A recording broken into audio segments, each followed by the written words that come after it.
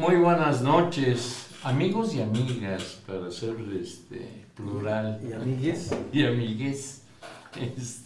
Muy buenas noches en esta emisión número 488 de La Conjura.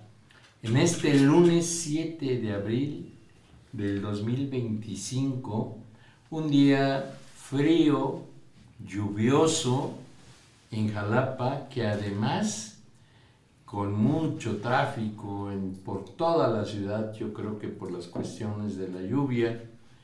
Pero aquí estamos para conversar con ustedes, Toño Neni, Martín Quitano, Alfredo Bielma y Toño Lagunes, sobre tres temas que se vuelven imprescindibles: platicar, conversar, analizar sobre lo que está ocurriendo, primero en México. El Plan México, que dio a conocer hace unos días la presidenta Claudia Sheinbaum,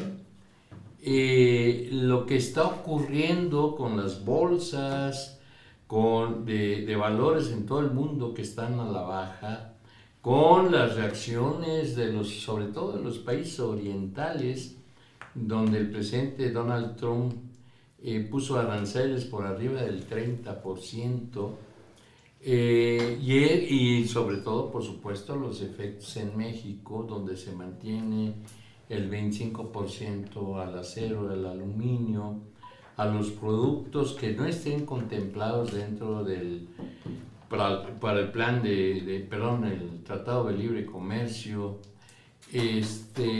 Son temas muy relevantes, pero hoy anuncia la ONU, hace un anuncio pidiéndole al país, a México, al gobierno mexicano, una descripción detallada de qué está pasando en el país con las desapariciones, sobre todo a partir de que se destapa este centro de adiestramiento y que algunos le llaman de exterminio de jóvenes mexicanos ahí en el Estado de México. Y se destapa, se le da una cobertura mayor a todo lo que ha ocurrido en el país durante los últimos años en materia de desapariciones en México.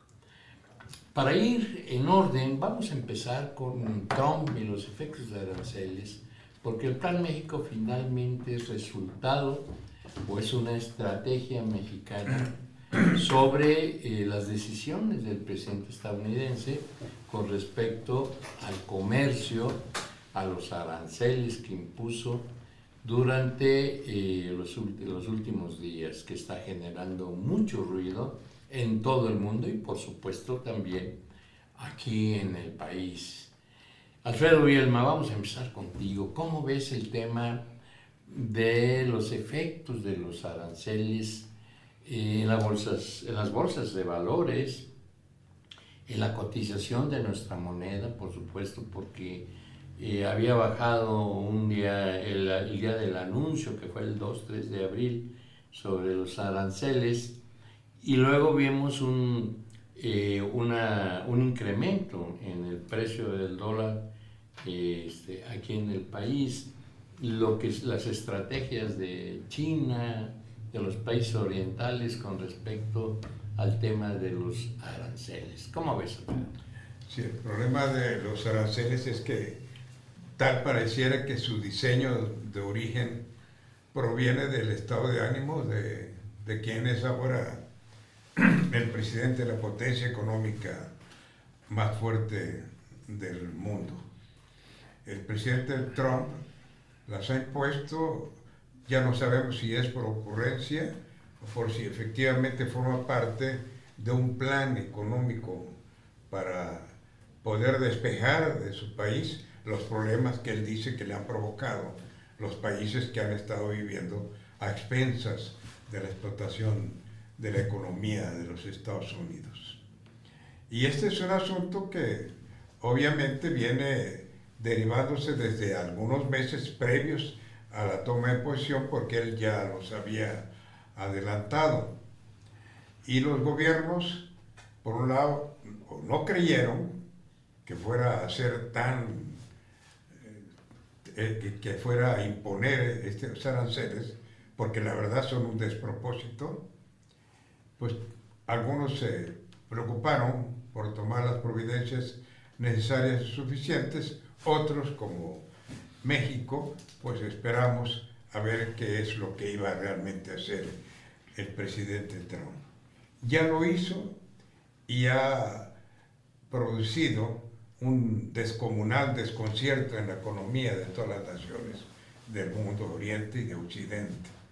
¿Qué es lo que viene a continuación? Bueno, pues la reacción, como lo hizo China, como lo hicieron los países de Europa, y que el presidente Trump quizá no esperaba. Yo supongo que no lo esperaba, que hubiera una reacción, por ejemplo, de China imponiendo aranceles superiores a los que el propio Trump ha impuesto a otros países. Sin embargo, China respondió y fuerte. Y esto provoca en el ánimo del presidente Trump, bueno, pues una reacción virulenta.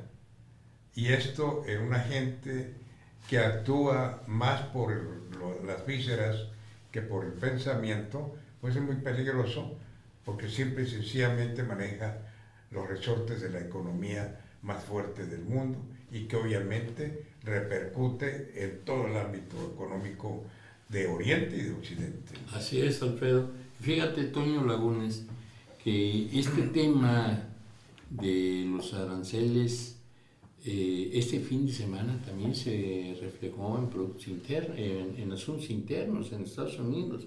Hubo manifestaciones en muchas ciudades contra este tipo de políticas porque los efectos que quizás, como dice Alfredo, no magnificó el presidente Trump hacia adentro, hacia los consumidores estadounidenses, que al imponer aranceles a productos externos con el propósito de fortalecer la industria interna de los Estados Unidos, iba a generar este descontento porque lo que se ve venir es un incremento de precios al interior de Estados Unidos, que evidentemente pues nadie está a gusto cuando suben los artículos de consumo de cualquier lado, de necesidad, de intermediarios, de capital, de consumo, de todo.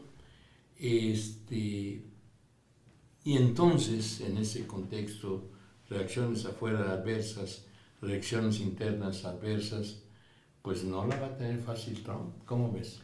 Sí, no la va a tener fácil, más allá de los aranceles, que obviamente cambia sustancialmente el comercio mundial. Estas manifestaciones se suman a una serie de inconformidades que hay de la burocracia estadounidense, del ciudadano estadounidense, no solo contra Trump, sino también contra su mano derecha, Elon Musk. Elon Musk. Y justo dicen las manos fuera, ¿no? Es decir, saque las manos de una serie de situaciones que no deberían de suceder, como el despido de miles de burócratas en los Estados Unidos, las afectaciones en la educación, a la medicina, a una serie de situaciones desde una perspectiva sin sentido. Y esto es sin sentido porque si quiere hacer grande a Estados Unidos, como es su lema, nuevamente, yo creo que tiene que atender una serie de elementos, ver más allá de la producción industrial. El mundo ya no se rige por ese tipo de industria solamente, la generación de automóviles y demás, como él lo ve, sino ahora la economía mundial tiene un elemento muy importante que es la tecnología. Y tal parece que él no está volteando a ver esa parte de la generación de innovación, de tecnología, de ciencia, sino que se está regresando al siglo pasado en términos de hacer grande a Estados Unidos otra vez, concentrando empleo, generando fábricas y demás, cuando ya el mundo está yéndose hacia otra parte, hacia los servicios, hacia la tecnología, hacia la innovación. Y creo que eso... desde mi punto de vista, la visión no es la más adecuada. Por supuesto que él debe tener mucho mayores datos que los que yo pudiera tener, pero ya se le están sumando en el propio Estados Unidos pues una serie de manifestaciones en contra de su perspectiva, de su visión, de sus acciones, que está afectando... que se van a ir agudizando, ¿no? Y se van a ir agudizando porque seguramente la inflación va a subir. Los Claro. precios de todos los productos, desde las cuestiones de la canasta básica, desde el aguacate, el limón, el tomate, etcétera, hasta cuestiones ya más superfluas, digamos, de los automóviles, ¿no? Que el estadounidense está acostumbrado a hacer un cambio permanente de sus autos. Esto ya no va a poder ser porque les va a salir mucho más caro, ¿no?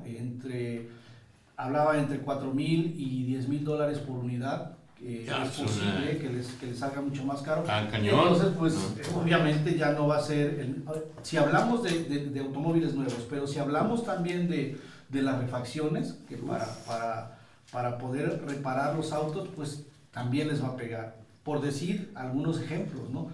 Va a ser un tema complejo y que se va a ir agudizando en el tiempo. Sí, sin duda. Oye, Toño, fíjate que ahorita que Toño Lagunes hablaba de los automóviles, fue muy comentado en Estados Unidos y aquí ese anuncio que salió Trump a defender a Elon Musk, precisamente porque las acciones de Tesla han bajado tremendamente, ¿no?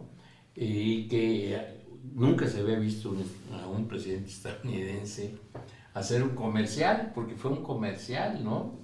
A favor de un empresario que, si bien está en su gobierno, pues el papel del gobierno, de las actividades públicas es muy diferente a este video que publicó el presidente norteamericano.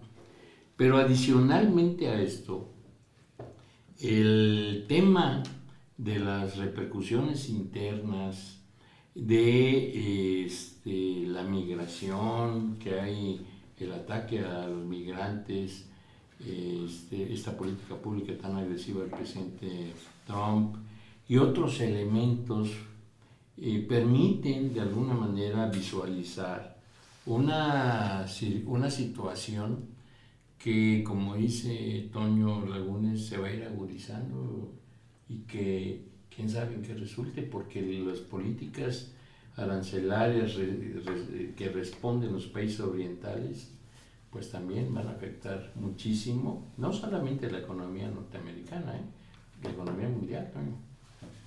Bueno, lo primero que hay que decir es que el caso de Elon Musk es un sudafricano nacionalizado canadiense y muchos años después nacionalizado estadounidense, tiene las dos, que ha construido con relativa eficacia una fábula sobre su origen.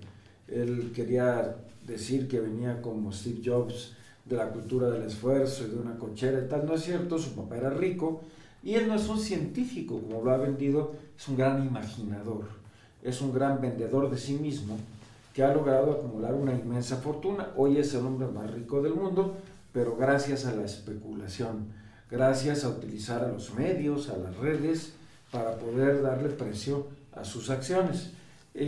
Lo que se ha dicho muy poco y ahora es motivo de debate en Estados Unidos es que Elon Musk tiene una incontable cantidad de contratos secretos con el gobierno estadounidense para programas de desarrollo, sobre todo de tecnología militar.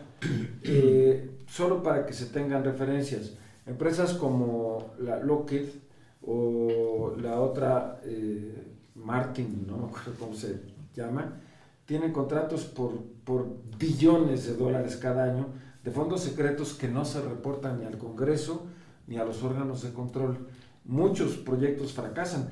Muchos no nacían cuando Donald Trump lanzó la Guerra de las Galaxias, que era un proyecto para poner láseres en satélites volando en la estratosfera para desde allí poder interceptar cualquier misil. El proyecto fracasó, pero le costó a los norteamericanos muchísimo dinero. O sea, ya hay un grave conflicto de intereses porque, más allá de sus locas ideas de despedir gente, cerrar agencias a lo tonto, de arrogarse facultades que no le corresponden, pues está metido en negocios y está trabajando para su cliente, el gobierno de Estados Unidos. Respecto a lo que comentabas, yo entiendo la relativa lógica de Trump y no es que lo defienda, pero en 1973, cuando Richard Nixon logra convertir a China en un aliado estadounidense, ahí toman la decisión de hacer de China la fábrica del mundo. Hoy Estados Unidos le compra a China el 18% de todo lo que China produce, que es aproximadamente el valor de las operaciones entre los dos países, $485,000 millones. Y Estados Unidos es, porque así lo quiso, porque así lo diseñó, porque así lo programaron, el mayor comprador del mundo. Mientras que China es el principal fabricante y vendedor, Estados Unidos es el principal comprador. ¿Y por qué? Porque Estados Unidos se orientó al desarrollo tecnológico, a los servicios financieros y al control de los mercados bursátiles globales. Entonces, la idea de Trump tendría cierta lógica si al aplicar estos impuestos no le pegara a la economía de sus contribuyentes, de los que compran coches. Tendría lógica si no parara las cadenas de suministro de las empresas que fabrican en su país. Tendría lógica si no generara una brutal inflación y, como ya lo dijo Alfredo Bielma, la ruptura del orden económico internacional. Antes de empezar este programa, las bolsas de valores de todo el mundo, incluida la mexicana, habían tenido lo que se llama un lunes negro por la inestabilidad que provocan en los mercados los hechos y los dichos de Trump, que por cierto, esta mañana, en un discurso airado, indignado, le dijo a los norteamericanos que no sean estúpidos, que no sean cobardes, que se aguanten, porque esto a la larga va a dar resultados. Esta declaración de furia de Trump es consecuencia directa de que sábado y domingo pasados, muchos, miles de norteamericanos salieron a manifestarse.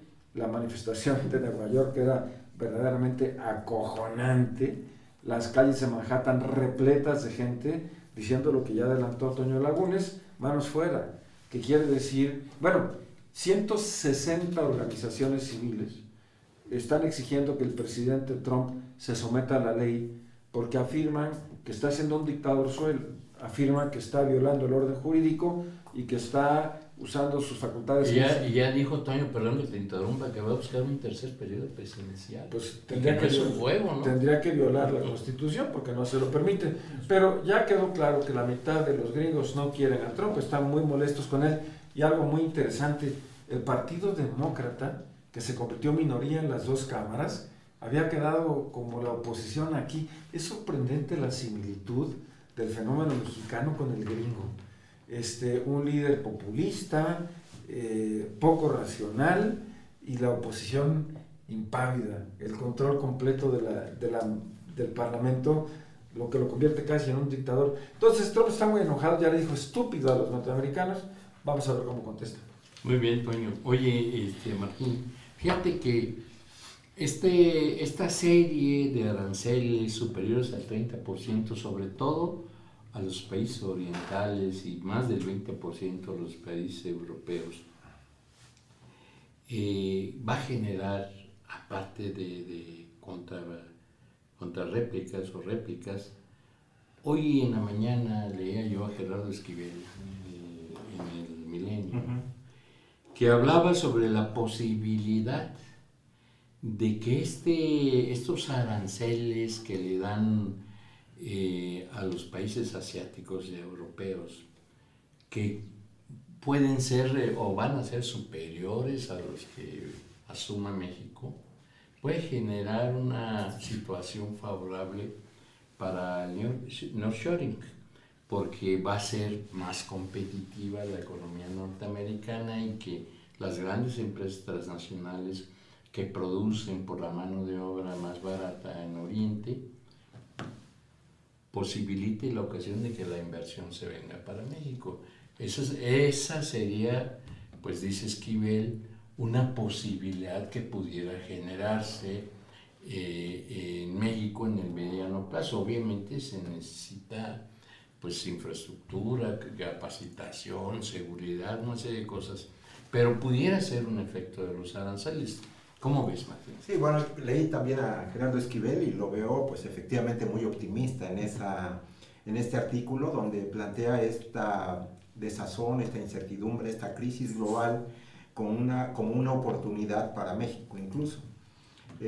Yo no lo estoy mirando así, creo que estamos viendo nosotros los presentes, como somos parte de una generación que vio nacer, vio consolidarse un modelo económico, una condición política, y me refiero en el caso del modelo económico al neoliberalismo, al proceso de globalización, al libre comercio, que tiene su mayor puja inicial, aunque ya venía de toda la vida, vamos, si lo planteamos de manera económica del siglo XX, cuando llega Ronald Reagan a la presidencia.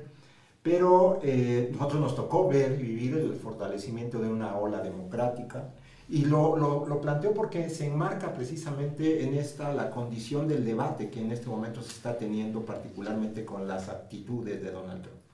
Unas actitudes que no solamente son económicas, sino que también son políticas, y que efectivamente plantean a partir del 2 de abril, cuando se da el Día de la Liberación de los Estados Unidos, el que plantea Donald Trump, y previo, muchos dicen el 20 de enero, cuando arriba, y otros dicen el día de su segundo triunfo del mandato, se da realmente el punto de quiebre de un modelo de comercio internacional, del modelo de la globalización en sí mismo. Que ellos mismos impulsaron, claro, que ellos en su mismos, momento, ¿no? porque la grandeza de la cual habla Donald Trump está fundamentalmente dada en función de esta actitud de libre comercio y como puntal los Estados Unidos. Entonces, no puede mirarse ajena esta condición de grandeza estadounidense, desprendiéndola de su capacidad de ser interlocutor comercial y de lanzar una idea dominante del libre comercio en el mundo. Y creo que en este sentido, el punto de quiebre que significa la imposición de estos aranceles, el establecimiento real de una verdadera guerra comercial, que no sabemos si nos lleve a otros puntos más críticos globalmente. Lo que es cierto es que están anunciando procesos de recesión muy amplios que también se estarán dando a nivel global y no solamente para algunos países.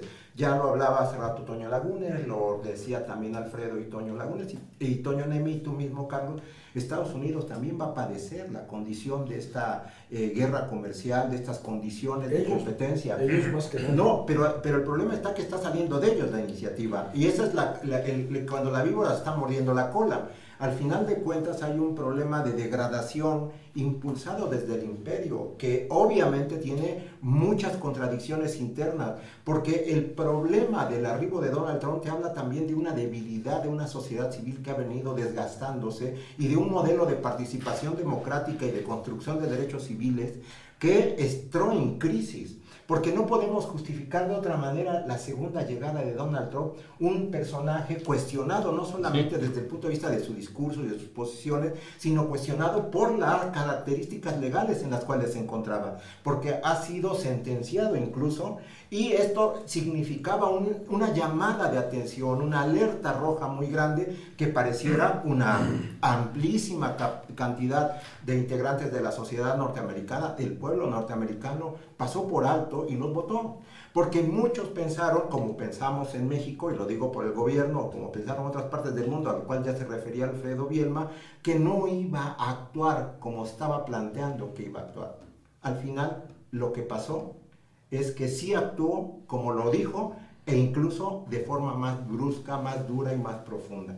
Creo que nos tocan muchas cosas que ver, pero particularmente en el caso económico, lo que podríamos estar deseando es que hubiera un tiempo corto en esta guerra comercial.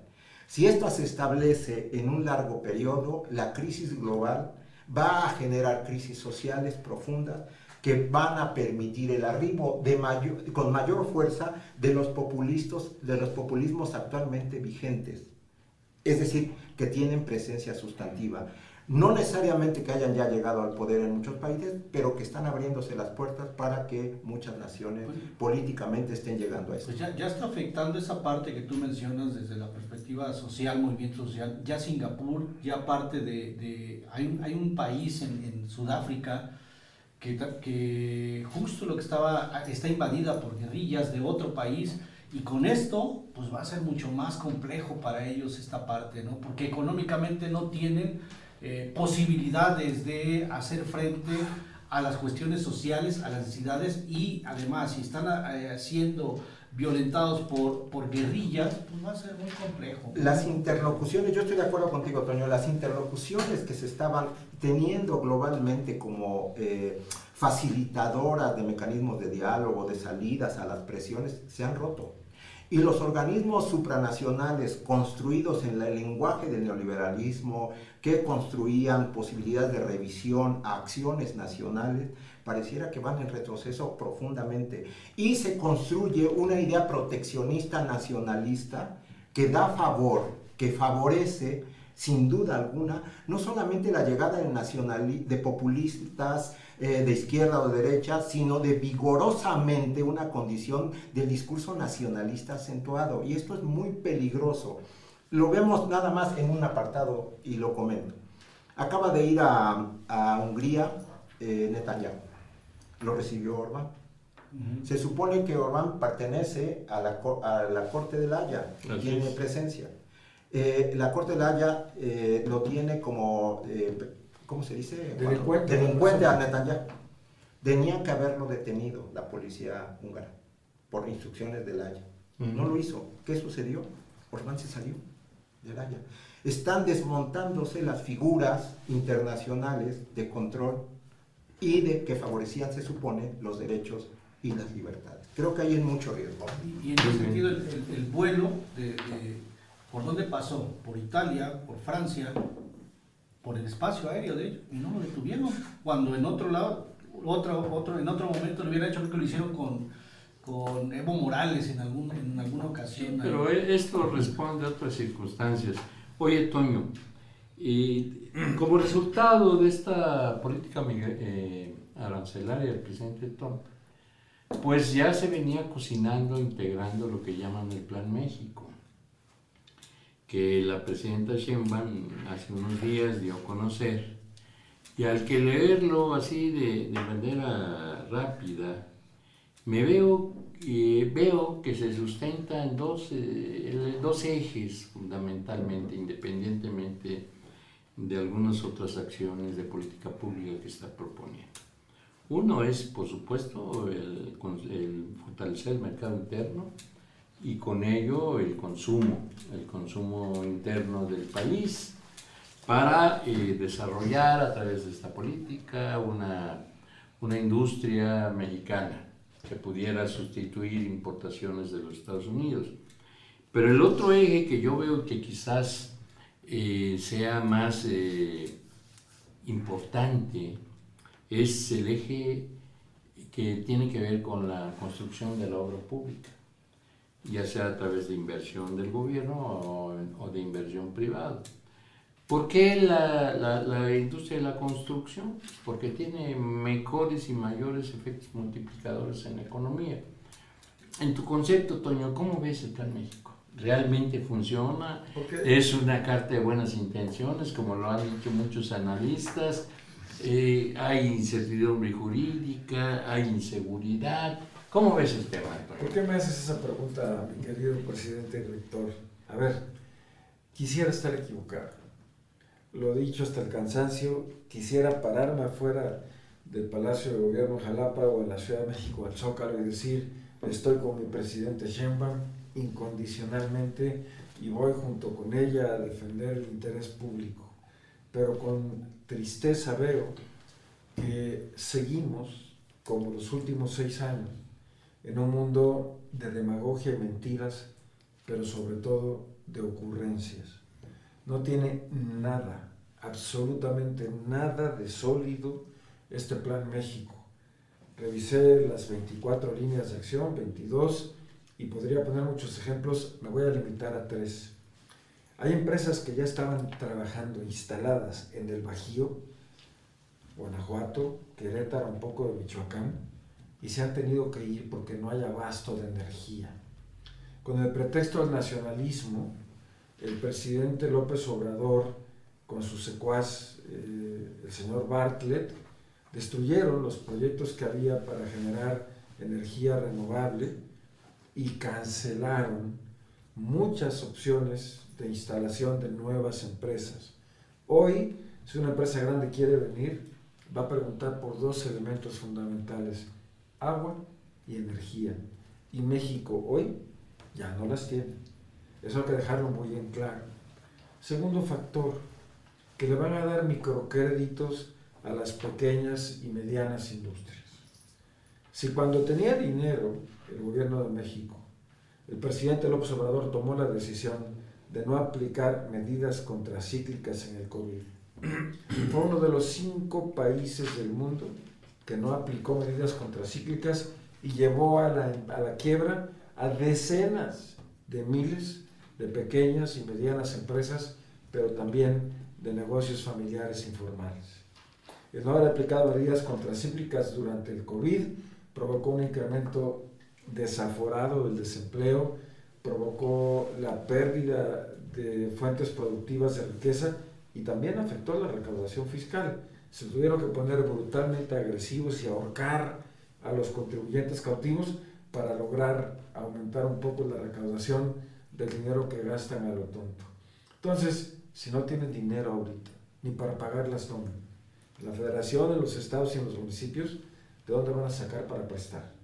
El presidente, que no iba a endeudar el país, prácticamente duplicó la deuda que recibió y hoy casi 3 pesos de cada 10 que gasta el gobierno federal se destinan al servicio de la deuda pública. No tienen para hacer obra, no tienen para hacer infraestructura. ¿Por qué? Porque no hay dinero. O sea, lo están repartiendo en los programas sociales y en pagar la deuda que ellos mismos contrajeron. Otro tercer ejemplo, y con esto me detengo, el que tiene que ver con los 15 polos de desarrollo.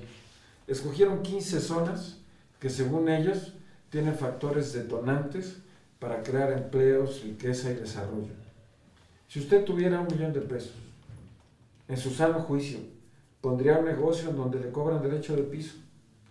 En su sano juicio, pondría negocio en donde tiene el índice más alto de rotación de personal de América Latina porque se destruyó la cultura laboral de México. En su sano juicio, pondría usted un negocio con $1 millón de pesos. Por ejemplo, hacer una casa para rentar, sabiendo que se le van a meter unos invasores y va a tener que ir a matarlos con pistola en mano porque el orden jurídico no funciona. Ahora, si tiene usted $100 millones, los van a ir a invertir a México, en un país donde dentro de 20 días, 30 días, habrá desaparecido el Poder Judicial Federal y será sustituido por incondicionales del gobierno, donde no va a haber un aparato de justicia que proteja, usted va a traer su capital a México. Le puse 3 de 22 cosas que son en verdad puras ocurrencias, contradictorias entre sí, sin respaldo, sin sustento, mentiras, demagogia, como el cochecito eléctrico, como la fabricación de semiconductores y tantas cosas de las que hemos hablado. Tristemente, ocurrencias, demagogia, mentiras. Gracias, Tony. Alfredo, contundente la intervención de Tony Oneimi, ¿cómo ves? Sí, revisando el Plan México, me retrotraigo a la época del presidente de la Madrid. Este es un plan adecuado para aquel tiempo, tiempos de calma, eran tiempos de crisis económica, por supuesto, pero no teníamos este desconcierto internacional de ahora. Sin embargo, estamos en sentido contrario a lo que se buscaba justamente en la época de la Madrid, porque allá era cuestión de abrir el mercado, o la economía mexicana a la globalización económica. Este plan es más que nada un plan reactivo, pero que además no tiene absolutamente ningún sustento en la realidad, porque lo apuntó ya Toño, no hay recurso económico. ¿Cómo se va a incentivar, como se quiere, el consumo interno? Solamente dependiendo de las remesas, que por cierto van a la baja, de una producción industrial que no tiene crecimiento por el momento, de los programas sociales que se están dando para que poder hacer un circulante nacional. Eso es insuficiente para lo de ahora, porque además se tienen subsidios para el Tren Maya, subsidios para el AIFA, subsidios para la refinería Las Dos Bocas, ¿no? desde luego para el pago de la deuda, y allí se nos va más del 70% del presupuesto. ¿Qué es lo que se tiene que hacer? Lo otro es para pagar la nómina. Sí. Entonces, todo lo demás, esos anuncios que se hacen, pues son retóricos. Forma parte de una retórica que quiere dejar tendido a la feligresía de la cuarta transformación, porque no hay de más. La gente no cree ya, y los que creemos en sentido contrario, pues simple y sencillamente estamos ausentes de esa política económica Ese del exhorto actual presidencial, gobierno, ¿no? Muy bien, vamos a ir a un corte comercial. Vamos a regresar con Toño Lagunes y con Martín Quitano sobre este tema del Plan México para pasar inmediatamente a las desapariciones en el país. En un momento regresamos.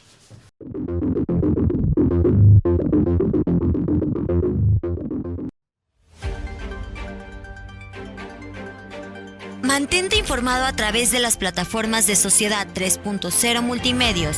Somos un portal de noticias, radio por internet y televisión. Entérate del acontecer local, estatal, nacional e internacional con veracidad y oportunidad. Síguenos a través de nuestras redes sociales. Búscanos en nuestro portal web como sociedad3.0.com, en Facebook como Sociedad 3.0, Twitter Sociedad-30 y YouTube como Sociedad 3.0 Televisión. Sociedad 3.0 Multimedios, más cerca de ti.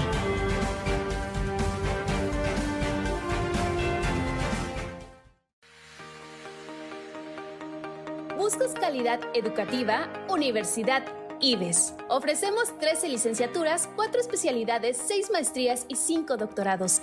En la Universidad IBES, tu éxito es nuestra prioridad. Por eso contamos con un sistema de becas que te facilita el acceso a la educación superior. Pero eso no es todo. Talleres extracurriculares para potenciar tus habilidades y un equipo docente altamente capacitado que está listo para guiarte en cada paso de tu camino. El futuro comienza aquí. Universidad IBES. Ven y descubre por qué 29 años de experiencia respaldan nuestra excelencia educativa. Contáctanos a través de nuestra página de Facebook. Estamos como Universidad IBES o llama al 2288-123-456. También puedes mandarnos un WhatsApp al 2287-540751 y si lo prefieres, visítanos en Azueta 34, Colonia Centro, en Jalapa, Veracruz. No lo pienses más, somos tu mejor opción. Somos Linces, somos IBES.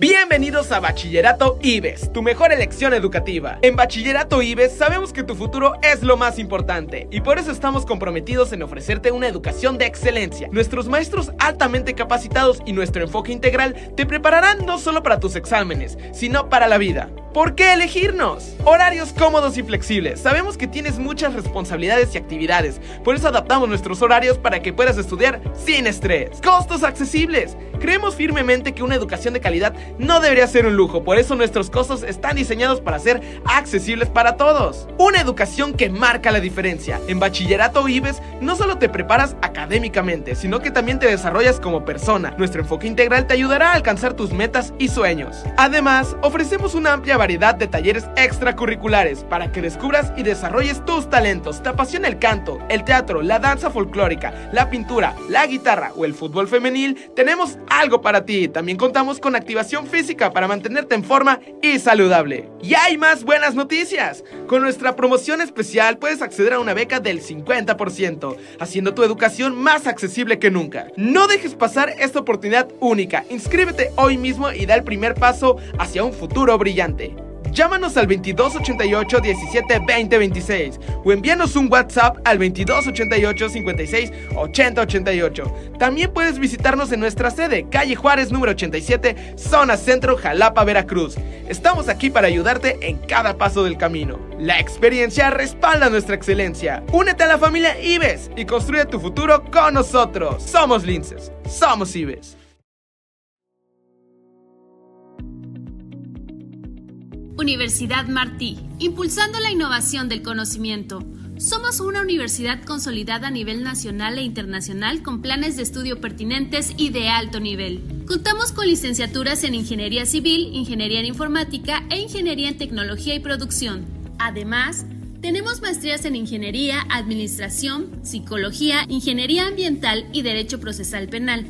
También puedes profesionalizarte con un doctorado en Ingeniería, Administración, Psicología, Educación y Derecho Procesal Penal. ¡Únete a los mejores! Pide informes en nuestros teléfonos 782-822-3350 o a través de nuestro correo informes@umarti.edu.mx. Manda un mensaje a nuestra página de Facebook. Estamos como Universidad Martí.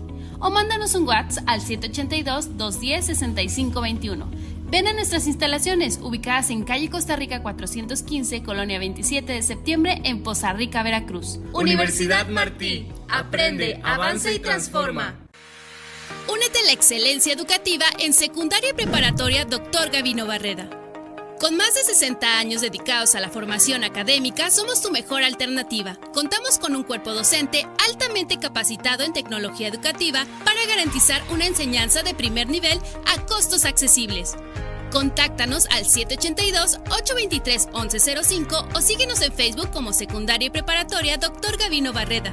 También puedes visitar nuestras instalaciones ubicadas en calle Costa Rica 415, Colonia 27 de septiembre, en Poza Rica, Veracruz.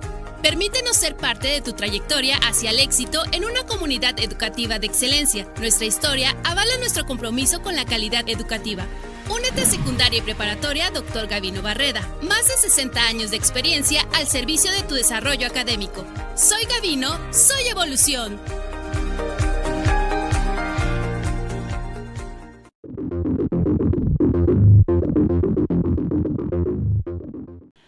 Toño Lagunes, tema del Plan México y ese anuncio de las estufas. Las estufas.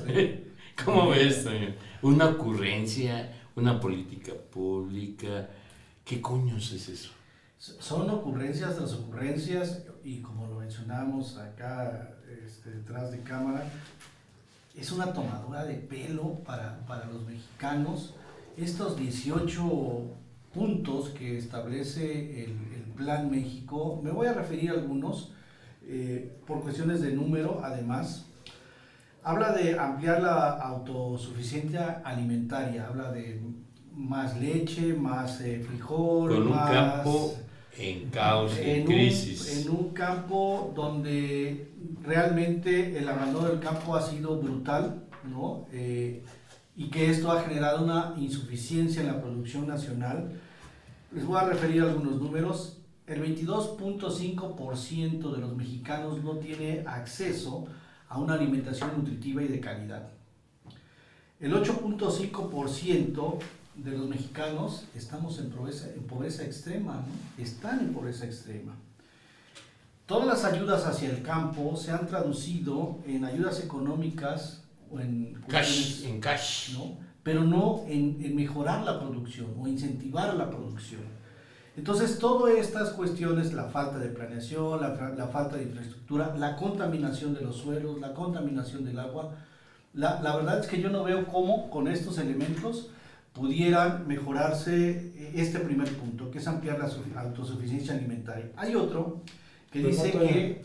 Perdón, a propósito de lo que acabas de decir, está publicando ahorita Azucena Oreste, y es importante decirlo, que el pasado 20 de marzo, el subdirector general de aduanas, Juan Carlos Sario, autorizó en el puerto de Guaymas la importación de 9 millones de kilogramos de presuntos aditivos y lubricantes a granel que fueron desembarcados del barco Torm Agnes. Bueno, se prueba que se trata de gasolina ilegal que entró sin pagar impuestos. Y ella habla justo de el segundo punto, habla de la ampliar la autosuficiencia energética y habla de incrementar un 30% en ese rubro. ¿De dónde? Cuando vemos que la Comisión Federal de Electricidad en el año pasado tuvo un déficit de 124,000 millones de pesos, la Comisión Federal, la mayor en 15 años. Y si hablamos de Pemex, se habla de 620,000 millones de pesos en déficit de operación. ¿Así como?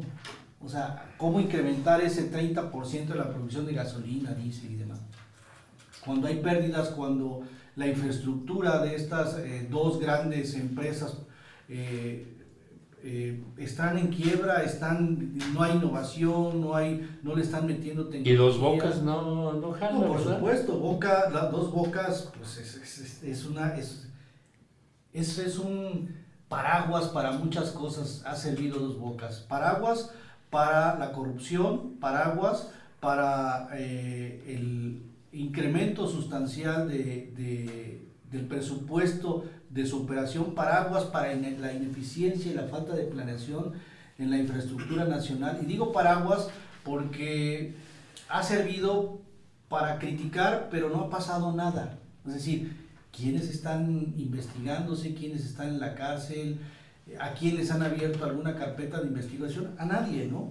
Ahora, hay otro tema dentro de los puntos de los 18, dice acelerar proyectos de obra pública para el 2023, que ya se lo preguntabas a Toño.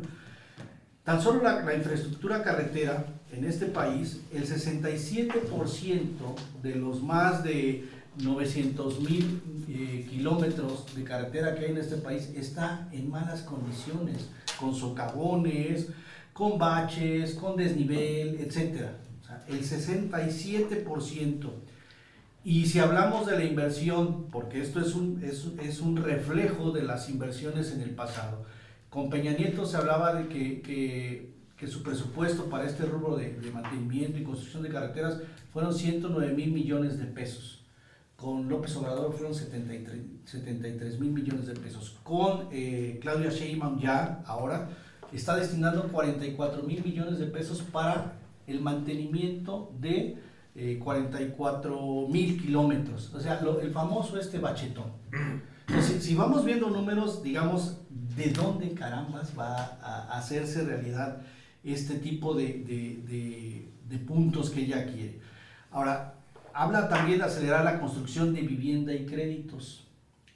En este país existe un déficit de vivienda de 8 millones, ¿no? La meta es construir 1 millón, ¿no? La meta es construir 1 millón, pero si nos referimos a eso, el 20% de esos 8 millones se requieren viviendas nuevas. El 80% son las que requieren mejoras o ampliaciones y demás. Si nos referimos tan solo a ese 20% de viviendas nuevas, estamos hablando de 1.600.000. Es decir, seguirá siendo un déficit el tema de las viviendas, ¿no? Pero bueno, ella dice que lo va a lograr, que lo va a hacer, etc. Dice, otra de las cosas que menciona es fortalecer y ampliar la fabricación nacional para el mercado interno de la industria textil. Y habla de otras cosas que la verdad nos llevaríamos no un programa, sino no sé cuántos, para poder analizar y dar cuenta de que esos números, de que esos porcentajes que ella habla, pues son un sueño, la verdad son un sueño, y se crearan al menos 100,000 nuevos empleos para... Está como los 60,000 que anunció la gobernadora de Veracruz, que se iban a generar este año, ¿no? Cuando el 35.4% de los mexicanos están en pobreza laboral. O sea, es un número bastante grande, algo así como más de 45 millones de personas, ¿no? Y bueno, se establece que para 2025, de acuerdo al INEGI, está proyectado la creación de 363,000 nuevos empleos. No sé si están contemplados. Veracruz va a contribuir con 60,000. No sé si estos 100,000 están dentro de estos. Hombre, con un crecimiento del Producto Interno Bruto muy cercano al cero. Si es positivo o de plano negativo, ¿de dónde diablos se va a generar más de 360,000 empleos? Esa es una mentira absurda. Ahorita la discusión es si ya estamos o no en recesión. Ya estamos, técnicamente, de acuerdo a la definición económica, estamos empezando ya la recesión. Oye, Martín, yo te veo a ti mucho más optimista que estos cabrones. De verdad que puro comentario en contra de las políticas públicas de la presidenta Sheinbaum. Y vemos que un país, el nuestro, empieza a generar expectativas negativas porque los propósitos, los buenos propósitos, le llaman... le llaman pues una carta de buenas intenciones, que aquí ellos tres coinciden. ¿Tú cómo ves el tema, Martín? Bueno, yo como soy parte del 80% y más que favorecen el respaldo a la presidenta según las últimas encuestas, soy optimista. ¿Quién las hizo? Latinos, una. Oye, yo creo que en serio no nos podemos tomar en serio los 18 puntos del Plan México, ¿no? Y lo digo con congoja al final de cuentas, porque creo que los 5 estaríamos pensando en que lo que deseamos es salir de los baches. Que le vaya bien a México, que le vaya bien a México. ¿no?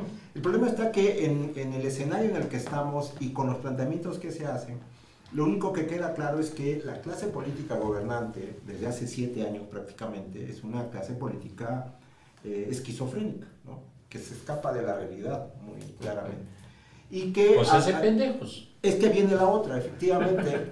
El problema es que hay un sector muy amplio de la sociedad que sigue creyendo, que sigue respaldando estas iniciativas, que sigue confiando en que en este momento les cayó como anillo al dedo, y lo digo por la clase política, en la discusión internacional, particularmente con los Estados Unidos, y por eso tenemos esos niveles de aceptación de la presidenta.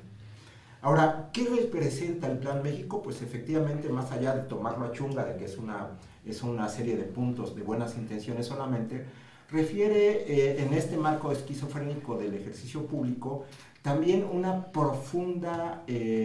profundo menosprecio a la inteligencia de los mexicanos y mexicanas.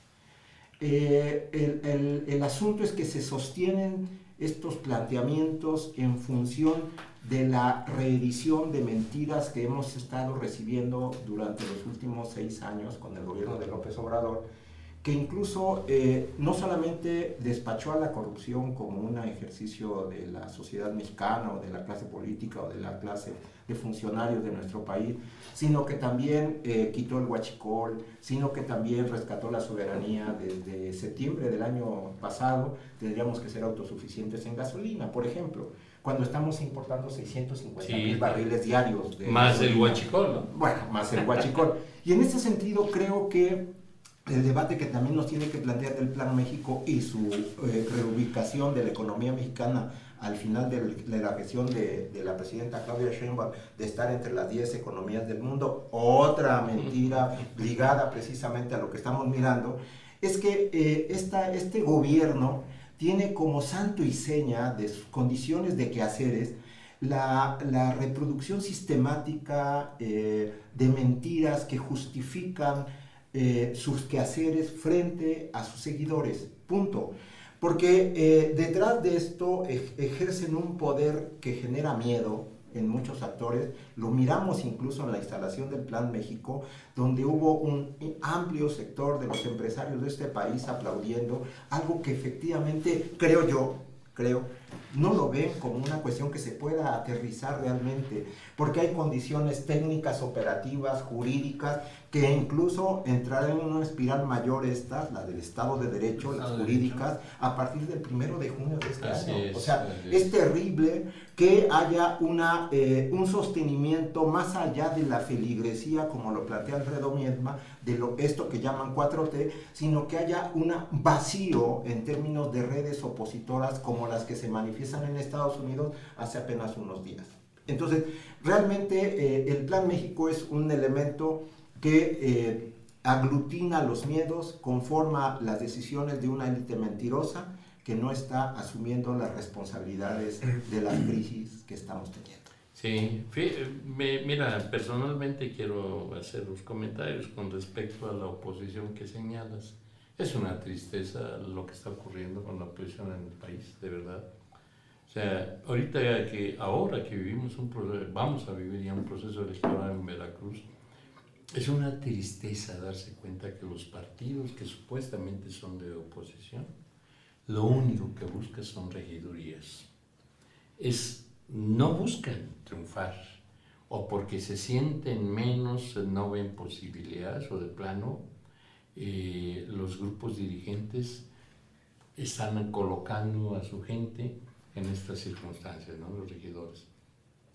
Y el otro, el tema de las mentiras, Martín, es un régimen de mentiras sin ninguna duda, pero también se replica en Veracruz. Yo hace unos días vi que la gobernadora anunció un acueducto para Jalapa que va a costar 1.000 millones de pesos y que va a servir para abastecer a 600,000 personas. Durante 20 años. Durante 20 años. Lo primero que yo me pregunto es cuál va a ser el afluente donde va a jalar el agua, ¿no? El Pisquiac. Porque o el Castillo, no sé. Y si hay ya un anteproyecto que le permita hablar de 1.000 millones de pesos de inversión, aproximadamente, y que abastezca a 600,000 personas. Discúlpenme, pero a mí me parece una flagelante. ¿Recuerda el tren suburbano de Cuitlagua? Sí, no. Dices, ¿de dónde, Alfredo? El que volaba. No, que volaba. Y sobre todo, la bola de merolicos, de aquellos columnistas que no tienen el mínimo decoro de analizar de dónde viene o cuál puede ser posible el afluente, la construcción, a dónde va a llegar, cuando sabemos que la crisis hídrica en Jalapa, ya empezaron los tandeos, por ahí, ya por ejemplo mi esposa ya me obligó a que esté yo al pendiente de los tandeos. Digo, yo no sabía, sinceramente, ¿no? Que ya habían empezado los tandeos. Pero nunca se acabaron. Ya son continuos. Han sido continuos. Han sido ¿no? continuos. O sea, a mí me parece más un anuncio mediático que cualquier otra cosa, ¿no? Porque vamos a vivir pronto un proceso electoral en Veracruz y Jalapa, a pesar de la oposición que tenemos muy mediocre, esa es la verdad, pues no la tiene segura Jalapa, porque los jalapeños votan de otra manera. Pero en fin, vamos a pasar al último tema, que son las desapariciones en México. Empiezo contigo, Toño Lagunes. ¿Cómo ves el tema? ¿Se agudiza? Bueno, no se agudiza, se expone aún más el tema. Sabemos que las desapariciones durante el último sexenio, el de López Obrador, se incrementaron a más de 100,000, a pesar de que intentaron bajarla y que la responsable de las desapariciones en México dejó de trabajar en ese encargo, y que pues a raíz del encuentro de este campo de adiestramiento o exterminio en el Estado de México, pues Jalisco. En Jalisco, se ha incrementado la visibilidad de este problema en el país. ¿Cómo ves el tema, Toño?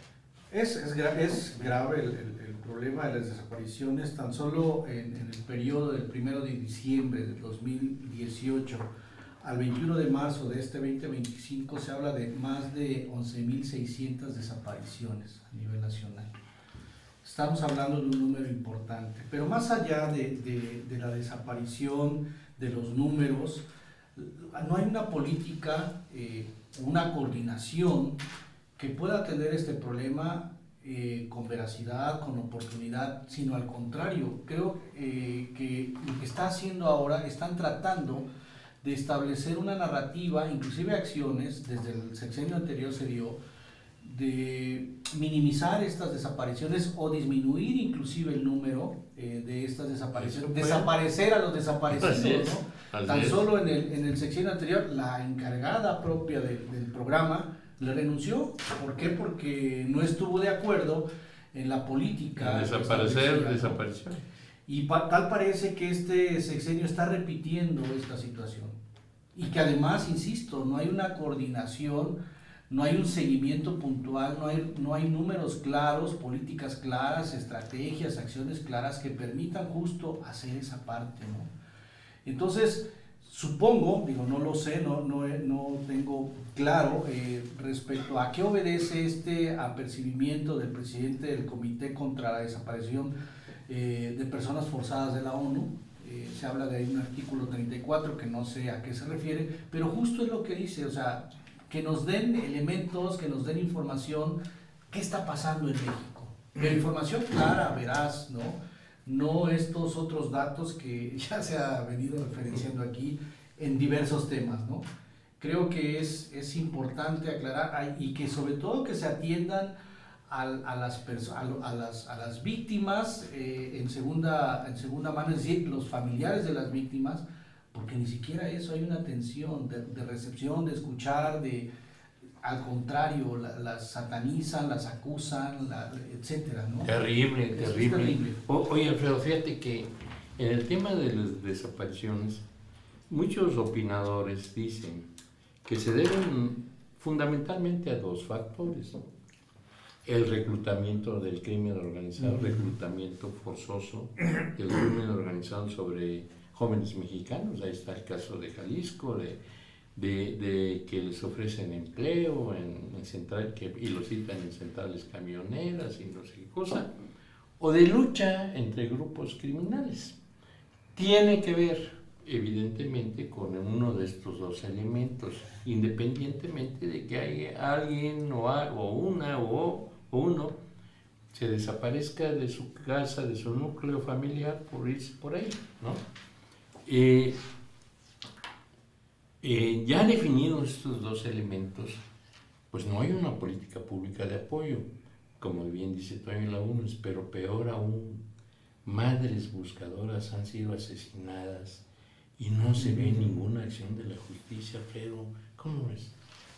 Fíjate, 54,000 desaparecidos en los 6 años de López Obrador. Según las cuentas del gobierno, porque muchos dicen que son más de 100,000. 11,000 en el actual gobierno, apenas 7 meses. Es preocupante. Y desde luego, y esto es lo que llama la atención de la ONU, por eso está pidiendo información sobre este asunto, y el hecho de que ya esté en la agenda de la Organización de las Naciones Unidas debe preocupar al gobierno de México. Es decir, porque ya ha trascendido allende las fronteras del país un asunto que si mucho interesa a la población mexicana, al gobierno le preocupa que no se supiera o mantenerlo solapado lo más posible. No ha sido posible esto, afortunadamente, por el esfuerzo de las madres buscadoras, que como bien lo dices, por lo menos hay ya una evidencia de una estrategia del crimen organizado para asesinar en determinado tiempo a X elemento de las madres desaparecidas. Esto ya es un asunto que no es del orden nacional, ya pasa al orden internacional, y qué bueno que la ONU tome cartas en el asunto, porque de alguna manera será una presión más al gobierno de México, aparte de la que ya tiene del gobierno de Donald Trump, acerca de cómo combatir a la delincuencia organizada y cómo desbaratar esa vinculación de los políticos o de ciertos políticos con la delincuencia organizada, lo que ha hecho que a México se le conozca como un gobierno, un narcogobierno. Y esto pues cada vez nos está configurando cada vez más en ese apartado. Sí, tremendo. Martín, este adjetivo, narcogobierno, muy fuerte, sin duda, pero no carente de razón. Tenemos muchos políticos aquí en el país, y los podemos enumerar muy fácilmente, algunos hasta secretarios de despacho, ¿no? Aquí en el país. Pero el tema de las desapariciones evidentemente tiene que ver con complicidades, contubernios, una serie de elementos que pues se van agudizando año tras año. Y como dice Alfredo, no hay una política pública que vaya en dirección de esto. Por eso quizás la demanda de la ONU, ¿no? Claro, no, bueno, sin lugar a dudas, yo creo que para la cuarta transformación, o esto que se dice, la cuarta transformación, las desapariciones son claramente una bofetada a la mentira, a la simulación, al quiebre de un valor, se supone que es el humanismo, que tanto presumen, presumen, y que efectivamente dejan de lado con una elemental y básica construcción discursiva que es derrotada por una realidad allí palpable en el dolor de madres, de padres, de primos, de hermanos, que obviamente los datos están allí, más de 100,000 en el sexenio de López Obrador, de los cuales 54,000, como dice Alfredo Bielma, no han sido encontrados. Sí, ¿no? Y de esos tantos mil que se desaparecieron con López Obrador, poco más de 50,000, 60,000 casi fueron encontrados, muchos muertos, muchos vivos. Pero aquí la situación es que la tragedia está ligada a que un gobierno que se asume en el concepto moral, humano, de empatía social, de representación del pueblo, ha desoído el clamor de los deudos, de las dolorosas presencias de las familias que han perdido a hermanos, o a padres, o a hermanas, o a madres. Y en este sentido es un quiebre más de este gobierno, de esta administración, que por ejemplo recortó del 2018 al 2025 8% la cantidad de presupuesto para la atención a víctimas de desapariciones. Esto habla efectivamente de la lejanía, de la distancia, no solamente ya de construir políticas públicas, sino de apuntalar presupuestalmente la lucha y la búsqueda, porque al final del día estos grupos de madres buscadoras, de familiares buscadores, no tendrían por qué existir, dado que es responsabilidad del Estado claro, hacer esto. Y la llamada de atención que se construye a partir del reclamo de información de la ONU, de esta comisión de desaparición forzada, es nuevamente una marca más de un desgobierno efectivamente presente en nuestro país y que es atacado inmediatamente con un discurso nuevamente falaz, que quiere ocultar las condiciones que vive nuestro país. Lo impresentable de la Comisión Nacional de Derechos Humanos, que minimiza el problema, que sale como vocera del Ejecutivo para desmentir a la ONU. Es terrible y patética la acción y la presencia de la señora Rosario Piedra, de verdad que es ofensiva.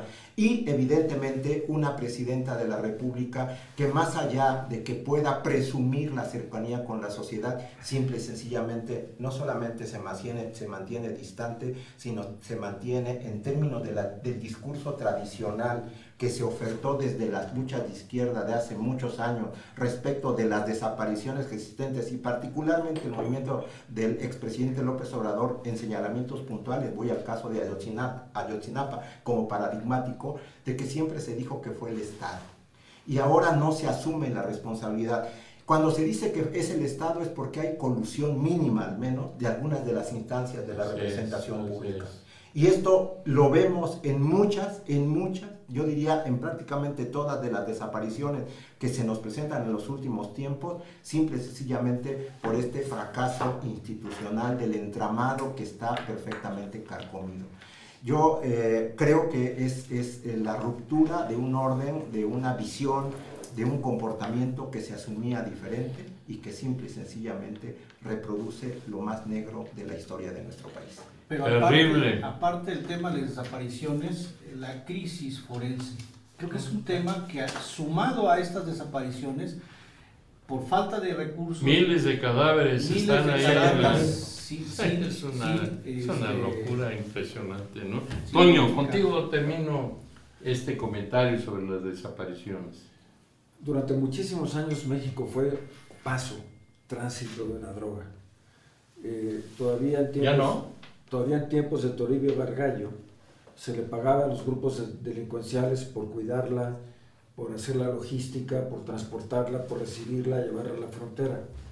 De repente los controles fronterizos, los controles de las divisas empezaron a dificultar el trasiego de dinero y los narcotraficantes empezaron a pagar con droga y empezaron a convertir a México en un territorio de consumo. El primer gran problema que yo como autoridad pública vería en México en este momento es la terrible realidad que nadie menciona de que ya somos un país de adictos a drogas duras, graves y mortales. Segundo tema es que la violencia asociada al narcotráfico vino creciendo. Y esto es absolutamente cierto cuando los buenos nos dicen, el problema no empezó ahora. Sí, es verdad. El problema es viejo, pero jamás tuvo dos condiciones que hoy tiene. Primero, la dimensión, que supera cualquier entendimiento. A ver, Toño, tú quieres servicios forenses para poder diagnosticar 200,000 cadáveres. Pero ni en la Segunda Guerra Mundial había esa infraestructura. Digo, entiendo perfectamente tu reclamo, pero es que ningún sistema se prepara para esa ¿Pero sabes mortalidad. cuántos se han diagnosticado? Muchos más. No, 15. Bueno. O sea, 15 diagnósticos. Pero bueno, termino. El primer elemento de esta crisis es la dimensión que tiene, que es pavorosa. 100 muertos diarios en México. Y el segundo elemento que no tenía es la evidente, innegable, ostensible y clara complicidad de las autoridades, pública además, con los delincuentes. Durante 6 años se negó la existencia de laboratorios de fentanilo. Doctora Sheinbaum, ¿cuántos lleva usted desmantelados en su gobierno? Un chingo. Luego entonces hay una realidad que supera cualquier discusión. Y en el caso de lo que ocurrió en Jalisco, yo siempre trato de recuperar conocimiento, trato de encontrar alguna manera proactiva de contribuir a una solución. Y de todo el universo de discusiones, hay algo que declaró un sobreviviente del rancho donde están los crematorios, de Teochitlán, declaró que le decían los sicarios: sin cuerpo no hay delito. Para mí esta frase es muy ilustrativa, yo no la había reflexionado. Y me acuerdo cuando decían que a los choferes de los camiones de transporte, cosa que nunca creí, les recomendaban que si atropellaban a algún transeúnte, mejor lo mataran porque salía más barato matarlo que mantenerlo herido y pagar sus curaciones. Es el mismo caso. La descomposición llega a tal nivel que la mejor forma de eludir una responsabilidad, la más fácil, es desapareciendo el cuerpo del delito. Y termino con un ejemplo, no es una alegoría, es una realidad. Incrementaron brutalmente las sentencias, las penas de cárcel contra los secuestradores. Hoy en promedio en el país un secuestrador tiene que pagar 70 años de cárcel. Es el equivalente a 10 homicidios calificados. Luego entonces es mucho más barato en términos carcelarios matar a una persona que devolverla viva. Esto es muy importante porque a raíz de que se multiplicó la penalización de los secuestros, pues aumentaron los secuestrados asesinados. Entonces, no es fácil diseñar políticas públicas y no es fácil inventar, pero ¿con qué me quedo? Mientras el gobierno siga siendo laxo y esté coludido, seguirán habiendo desapariciones. Y es una tragedia porque ahora matan no solamente a los que les conviene como cómplices o a los que no les pagaron, matan a las mamás buscadoras. ¿Cuántas personas que buscan a su hijo, a su hermano, a su esposo, a su padre, han sido asesinadas? Muchas.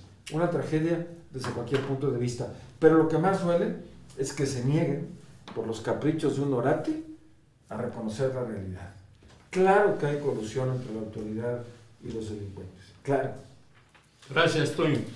Bien, pues hemos llegado a la conclusión de esta emisión número 488. Gracias, Toño Nemi. Gracias, Martín Quitano. Gracias al titular de su programa, Alfredo Bielma. Gracias, Toño Lagunes.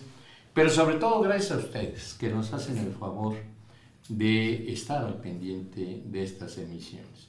Muchas gracias por su atención y muy buenas noches en este lunes 7 de abril del 25. Les deseamos los mejores éxitos en esta semana que hoy se inicia.